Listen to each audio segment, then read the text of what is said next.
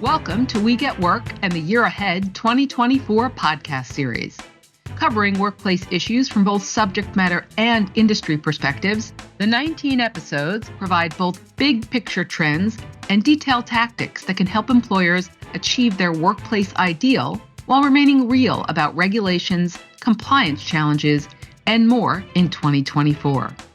Jackson Lewis invites you and others at your organization to experience the report's legislative, regulatory, and litigation insights in full at our website, jacksonlewis.com, or listen to the podcast series on whichever platform you turn to for compelling content. Happy New Year, everyone, and thanks for joining us for this special episode of We Get Work for the Year Ahead 2024 report. We are here talking about what to expect in higher education for 2024. My name is Monica Khetarpal. I am a principal in our Chicago office, and I co-chair our higher education industry group. I'm here with Susan Friedfel. Susan, you want to introduce yourself? Sure. Hi, I'm Susan Friedfel, and along with Monica, I co-chair the higher education group here at Jackson Lewis, and I am in our New York Metro region. As Monica said, we're here to talk about what we can expect in 2024 about higher education. And, 2023 was quite a year. There were very few days that went by where a college or university was not in the headlines. There was a lot of change, and we can expect that will continue into 2024. And we want to talk today about some things that you can be thinking about to be prepared. So obviously, one of the huge issues was students for fair admissions. The Supreme Court case decided that affirmative action, as we have known it for many, many years or decades, needs to change or be eliminated.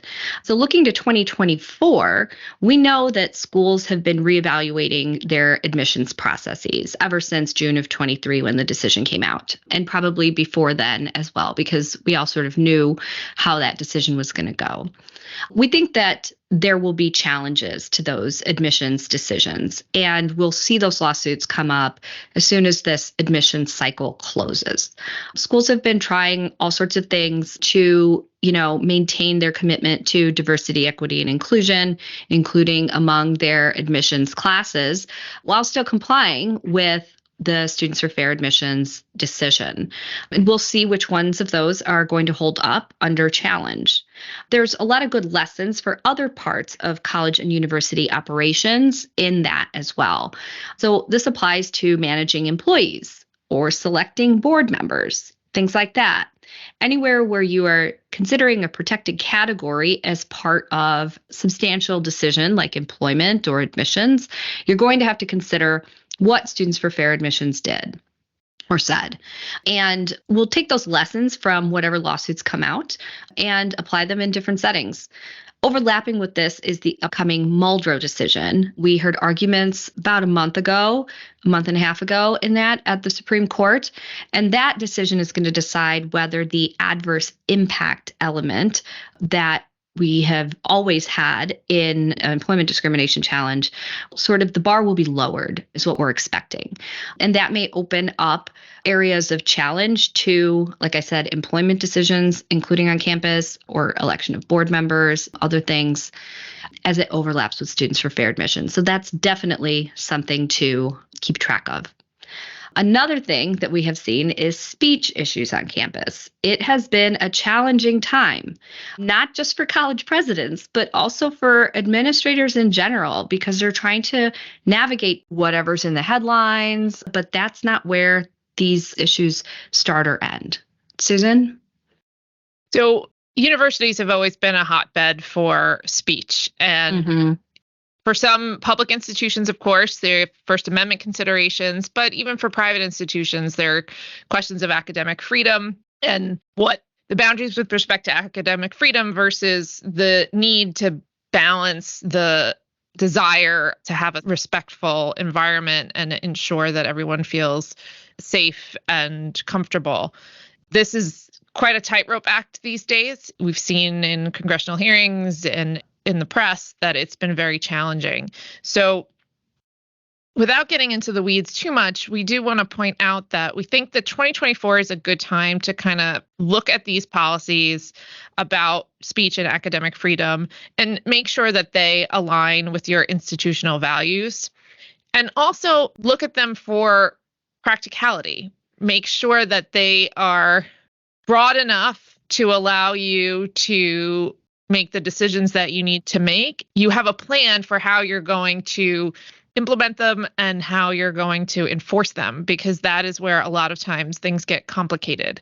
And, understanding that this is not something you want to be doing on the fly. It's something that you want to make sure that you're prepared for and that you've thought through, because some sort of controversy is going to come to your campus, and the questions of speech and how you handle that speech is going to be an issue. Yeah, I totally agree, Susan. I think this is a really good time to take stock because these types of speech issues aren't starting or ending with the war in Gaza. All campuses have faced this issue. It might be when a senior administrator is accused of sexual misconduct. Maybe there's a labor dispute. This is a relevant topic anytime what is in the news hits your campus or vice versa. And so it's really best practices to have a plan in place in advance. So that would include a crisis communications plan, responding to unrest on campus, managing donors.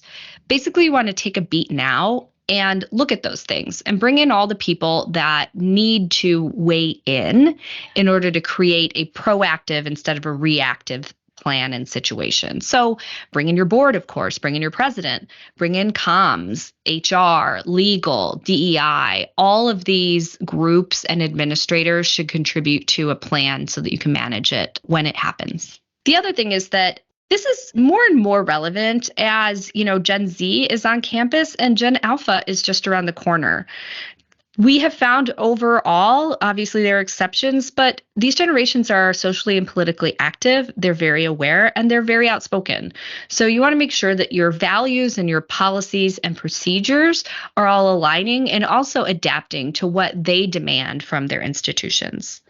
I know that there's a lot to say also on the Title IX front, as we've been waiting with bated breath for that. Susan, can you fill us in on whatever's happening on that front?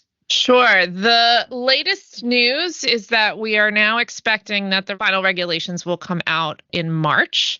These are, of course, the regulations relating to sexual misconduct. They were revised in 2020 under the Trump administration, and the Biden administration released their proposed comments quite a while ago, and they have said that the final regulations were going to come out several months ago, and then they didn't. And so the word is they'll be coming out in March. We don't know if that will actually happen. But in any event, I think it does make sense at this point to kind of, as you're planning your year, kind of bank in some time to prepare to make the changes to your Title IX policies when these new regulations do drop, because they will drop at some point in the next year, whether it's March or April. We know that they're coming. We don't anticipate that the final regulations will differ dramatically from the proposed regulations. So if you haven't done so already, I think it makes a lot of sense to think about how you would implement those proposed regulations. Like I said, we anticipate that they're going to be similar to the final regulations. So these are just a few of the topics that we wanted to highlight for 2024. Our higher ed group will be monitoring all of these developments and any new ones that should arise, and we'll be sure to keep you posted as things develop. If you do have questions or concerns, we're happy to speak with you, and you should contact myself or Monica or any of the members of our higher education team.